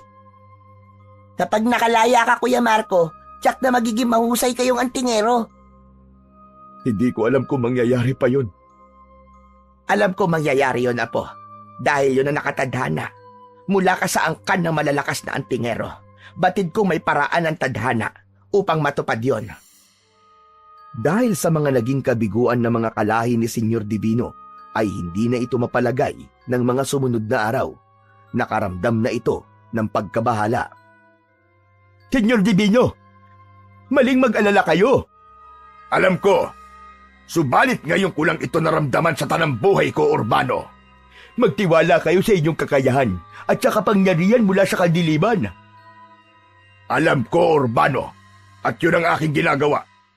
Umaasa ko, nakakatigan tayo ng pagkakataon upang magtagumpay sa ating mga plano. Upang tuluyan ang mawala ang malakas na antingero na hahadlang sa pagpaparami ng ating lahi. Sa pag-alis ni na Lola Dorina at Nitoy sa kulungan, bagamat naiwan dun si Marco, ay hindi na gaya ng dati ang kanyang nararamdaman. Kung dati labis na depresyon at kalungkutan ang bumabalot sa pagkatao niya, hindi na ng mga pagkakataong yon, sapagkat nagbigay ng pag-asa at positibong enerhiya ang naging pagbisita roon ni na Lola Dorina at Nitoy. Lalo na nang hawakan siya ng bata. Iba ang enerhiyang ibinigay nun sa kanya. Naisip ni Marco, marahil ay sanhi ng medalyon na ipinagkakatiwalang ipagamit ng kanyang Lola Dorina kay Nitoy. Kaya naman pinanghawakan na lamang ni Marco ang mga naging pangako ng kanyang Lola Dorina na ang lahat ay magbabago basta umasa lang at magtiwala, lalo na't hindi naman tumitigil ang kanyang Lola Dorina para gumawa ng paraan. Kasalukuyang nakaupo sa isang bahagi ng selda at pilit na nililibang ni Marco ang kanyang sarili nang marinig niyang tinawag ng isang pulis ang kanyang pangalan. Lumapit siya sa pulis na may pagtataka. Kasama ng pulis na tumawag sa kanya ang isang pamilyar na muka. Ikaw? Ano kailangan mo sa akin? Bakit ka nandito? Kulang pa ba ang mga ginawa mo? Gusto mong tiyakin ko nandito pa ako at buhay? Nanatiling tahimik ang taong kinakausap ni Marco. Mababakas sa mukha ng binata ang galit sa kaharap na walang iba, kundi ang babaeng nagdiin sa kanya at nagparatang na pinagsamantalahan. Masaya ka na ba? At nakita mo ako nandito! Ano ba talagang kailangan mo? Naparito ako para sabihin ang totoo at humingi ng tawad sa'yo. Iuurong ko na rin ang reklamo. Ano? Totoo ba ang sinasabi mo? Dahil nahihirapan na ako. Wala akong katahimikan. Hindi ako makatulog. At kung makatulog man ako, ay nagkakaroon ako ng bangungot. Sinusunog ako sa aking panaginip. Hindi ko na kaya, ayoko na. Ayoko nang patuloy na usigin ako ng budi ko. Nagsisisi na ako na nagpagamit ako para lamang sa pera. Gusto ko nang itama ang kasalanan ginawa ko para magkaroon na rin ako ng katahimikan. Ka rin bang sabihin kung sino may pakana para idiin ako at ipakulong dito? Oo, andang-handa na ako para sa aking katahimikan. Ang tungkol sa ginawa ng babae ay nakarating sa kaalaman ni na Senyor Divino, kaya nagpupuyos ito sa galit dahil panibagong kabiguan yon sa kanilang panig. Ang naging hakbang din ng babae ay nangangahulugan ng kalayaan ni Marco. Sa paglaya ni Marco ay hindi niya pinabayaan ang babae na nagpakilala sa pangalang Eunice. Alam ng binata na posibleng malagay sa panganib ang buhay nito dahil sa kanyang ginawa. Salamat na lamang, Marco. Pero kalabisan kung sasama ako sa'yo. Pero hindi kita maaaring pabayaan, lalo na kung wala ka palang tiyak na matutuluyan. Saan mo ako isasama? Sa bahay ng Lola Dorina ko, doon makakatiyak ka ng kaligtasan. Nasa panganib ang buhay mo dahil sa pagsasabi mo na totoo. Maaaring ipapatay ka pa ng mga taong yon. Si Senyor Divino. Siya ang may pakana ng lahat. Kaya nga, delikado kung wala ka makakasama at walang poprotekta sa'yo. Handa mo akong protektahan? Oo, Eunice. Lalo na't ikaw ang siyang naging susi para makalabas ako ng piitan at mabunyag ang katotohanan. Naging mabilis ang balita at agad yung nakarating sa kaalaman ni na Senyor Divino. Ginagalit talaga tayo, Urbano. Hindi lang tayo inilaglag ng buwisit na babaeng yun at kumampi pa siya sa apo ni Apon Salik. Sumama na siya! Dahil nag-iisip ang babaeng yun, senyor. Alam niyang mapapadali ang buhay niya kung di siya sasama kay Marco. Hindi natin dapat ipagwalang bahala ang pangyayaring ito. Tsak gagawin nila ang lahat para lupinin tayo. Mas magiging malakas na sila dahil nasa laya na ang Marco na yon. Wala tayong ibang dapat gawin kundi ang harapin sila. Samantala, ng araw na yon ay hindi makapaniwala si Lola Dorina nang buksan ang pinto ng bahay upang tignan ang kanilang panauhin. Bagamat may pagtataka, ay mahigpit na yakap ang ibinigay ni Lola Dorina sa nabungarang apo. Bago pa magtanong ang lola ni Marco, ay inunahan na niya ito. Sinabi na niya sa matanda ang mga dapat malaman. Talaga, apo? Malaya ka na? Opo, Lola. Dahil po yung kay Eunice. Napakunot ang noo ni Lola Dorina na nakatingin sa dalagang kasama ni Marco na noon lang din niya nakita. Kaya ikinuwento na rin ni Marco kung anong kinalaman ni Eunice sa naging kalayaan nito at sino ba talaga ang babaeng kasama nito. Hindi na kinwestiyon pa ng matandang babae ang mga nalaman. Kasiyahan ang nangibabaw sa puso niya dahil sa paglaya ng kanyang apo. Kung anuman ang naging kasalanan ni Eunice, ay kaya na niyang mapatawad yon dahil sa pagsasabi ng totoo upang makalaya si Marco. Samantala, masayang nakatingin si Nitoy sa mga nangyayari na nauunawaan ang lahat.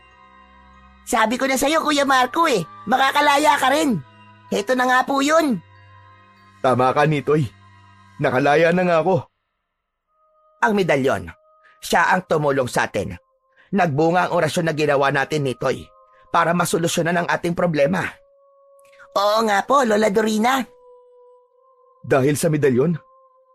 Oo, apo, tama ka. Kahit wala na ang lolo Salik mo, parang kasama pa rin natin siya dahil hindi niya tayo pinababayaan. Damang-dama ko pa rin ang presensya niya kahit wala na siya. Nasa ganung tagpo sina Lola Dorina nang makarinig sila ng kaguluhan sa labas ng kanilang bahay. Maraming nagsisigawan at humihingi ng tulong. Isang bagay lang ang agad na rumihistro sa isipan ng kanilang Lola Dorina. Andito na naman sila. Ang mga aswang! Nagbalik sila! Nakaramdam ng takot si Eunice at napahawak sa braso ni Marco. Sila Senyor Divino! Baka sila yan! Ang alam ko mga aswang sila at baka kukunin nila ako. Galit sila sa akin dahil sa ginawa ko. Huwag kang matakot, Eunice. Andito ka sa lugar namin. Hindi ka nila pwedeng pakialaman dito. Oo nga po, Ate Eunice. Kami ni Kuya Marco ang bahala sa'yo.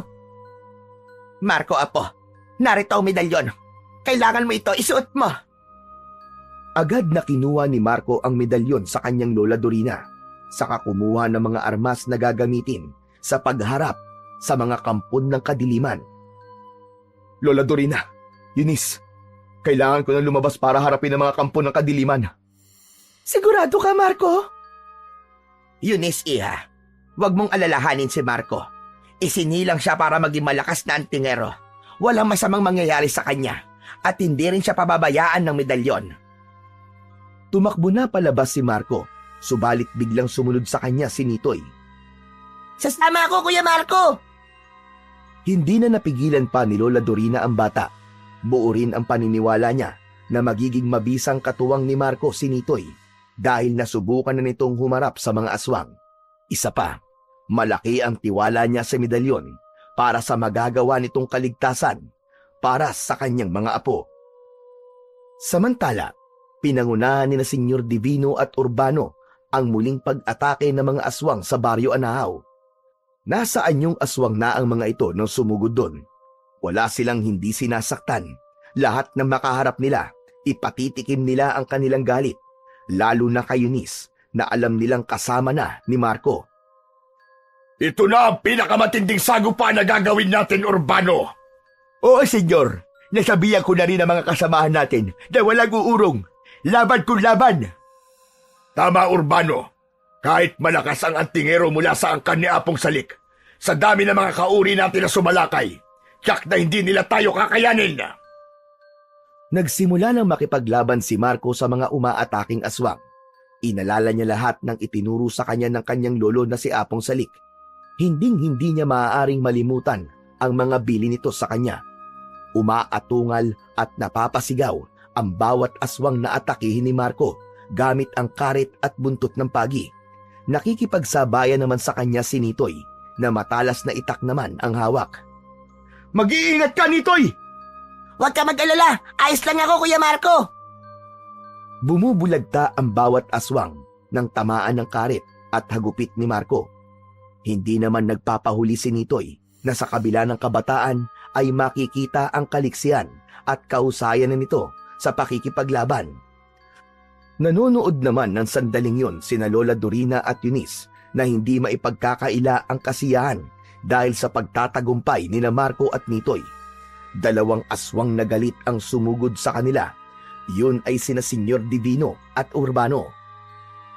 Nakita ni Marco na hindi magpapadaig ang mga sumugod na aswang, kaya agad niyang hinawakan ang medalyon at itinaas yun. Nagbigay ng kakaibang liwanag na hindi kinaya ng mga mata ng dalawang halimaw. Dahil naaapektuhan ang mga mata nito, ay sinamantala yun ni na Marco at Nitoy upang atakihin at ipalasap sa mga ito ang kanilang katapusan. Putol ang leeg ng aswang na si Senyor Divino dahil sa karet na hawak ni Marco. Ibinaon naman ni Nitoy sa katawan ng aswang na si Urbano ang hawak niyang matalas na itak. Walang nagawa ang mga ito hanggang sa tamuhin nito ang kanilang kamatayan. Labis ang naging kasiyahan nila Lola Dorina at Eunice sa nakitang pagtatagumpay ni na Marco at Nitoy. Minsan pang pinatunayan ang pagiging malakas na antingero ng gaya ni Marco na mula sa lahi ni Apong Salik. Sa kabila ng kasiyahan ng maglola at Eunice, dahil sa nakamit na tagumpay laban sa mga aswang at ang kalayaan ng baryo mula sa kasamaan at pag-aasik ng kadiliman sa Baryo Anahaw, ay napansin nila ang kalungkutan ni Nitoy. Bakit, Nitoy? Di ba dapat masaya ka? Dahil hindi nagtagumpay ang mga aswang, natalo natin sila. Kailangan ko na rin magpaalam sa inyo. Ano ka mo? Aalis ka nitoy. Aba bakit apo? Diba sabi mo gusto mong tumira sa bahay? Tapos na po ang oras ng pamamalagi ko kasama kayo. Anong ibig mong sabihin nitoy? Nagtataka silang lahat sa kakaibang ikinikilos ni Nitoy. Nagulat sila nang biglang mawalan ng malay ang bata. Mula sa walang malay na katawan ni Nitoy ay lumabas ang isang tila usok. Isang espiritu yon. Espiritu ni Apong Salik. Dorina, aking mahal. Salik, ikaw nga ba yan? Oo, Dorina. Ang espiritu ko ang nasa katawan ng batang si Nitoy. Hindi agad makaalis ang espiritu ko para makarating sa dapat kong puntahan dahil hindi ko pa natatapos ang aking misyon. Kaya sumapi ako sa katawan ng batang si Nitoy upang bantayan kayo at tulungan, lalo na nang malaman ko ang sinapit ng ating apo. Hindi ko kayo maaaring pabayaan. Kaya pala kakaiba si Nitoy. Bakit malakas at matapang siya? At hindi pangkaraniwan ang bisa sa kanya ng medalyon? Dahil espiritu mo pala ang nasa katawan niya. Kaya pala, iba rin ang nararamdaman ko kapag dumadalaw si Nitoy sa kulungan. Iba ang enerhiyang pumapasok sa katawan ko kapag hinahawakan niya ang kamay ko. Dahil kayo po pala yun, Lolo Salik. Dahil hindi ko kayo kayang pabayaan. Nawala man ako, pero sinikap kong bumalik sa pamamagitan ng isang bata. Sa isang bata lamang maaaring pumasok ang aking espiritu at si Nitoy ang napili ko. Ngayong wala na ang mga masasamang nilalang na may masasamang balak sa inyo at nalipol na rin ang mga aswang na pinamumunuan ni Senyor Divino, magkakaroon na ng katahimikan ang Baryo Anahaw. Sakaling may dumating man, alam kong mapapanatag na mga kababaryo natin dahil nariyang ka, Marco. At ikaw ang magiging tagapagtanggol nila. Salamat, Salik. Hindi ka pumayag na mapahamak kami kahit wala ka na. Oo nga po, Lolo. Sinikap niyo pong bumalik sa kahit na anong paraan para sa amin. Dahil mahal na mahal ko kayo at hindi ko kayo pwedeng pabayaan. Bumalik ako para sa inyo. Subalit ngayon, kailangan ko nang umalis. Ito ang tandaan nyo. Mahal na mahal ko kayo.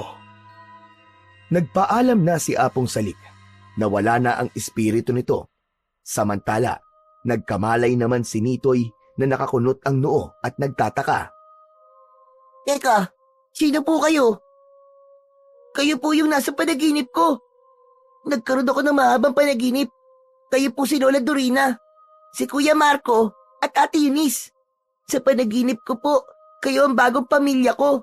Yun po nasa panaginip ko kasi po, wala na po akong matutuluyan. Nagkatinginan na lamang ang tatlo. Sinabi ni Lola Dorina na tama ang sinabi ni Nitoy, na sila nga ang nasa panaginip nito. Yung panaginip na sinasabi mo, hindi yun panaginip ni Toy, kundi totoo na. Dahil andito kami at kasama mo. Sabi mo nga, kami ang bago mong pamilya. Naku, salamat po Lola Dorina. Masaya po ako na meron na po akong pamilya. Niyakap ni Nitoy ang matandang babae. Yumakap na rin sa kanila si Marco at Eunice. Minsan pang napatunayan ni Lola Dorina ang hindi matatawaran na pagmamahal sa kanya ni Apong Salik. Gagawa at gagawa ito ng paraan para gabayan at ipagtanggol sila. Babalik para sa kanila, sa pinakamamahal niyang pamilya. Ngayon ganap wala na si Apong Salik. Nariyan naman si Marco na siyang magpapatuloy ng pagiging malakas na antingero para sa kaligtasan at katahimikan ng Baryo Anahaw. May mga bagay na minsan ay mahirap ipaliwanag. Subalit dahil sa pagmamahal ay gumagawa lagi ng paraan ang ating mahal sa buhay para sa ating kapakanan at kaligtasan kahit pa hindi na natin sila kasama.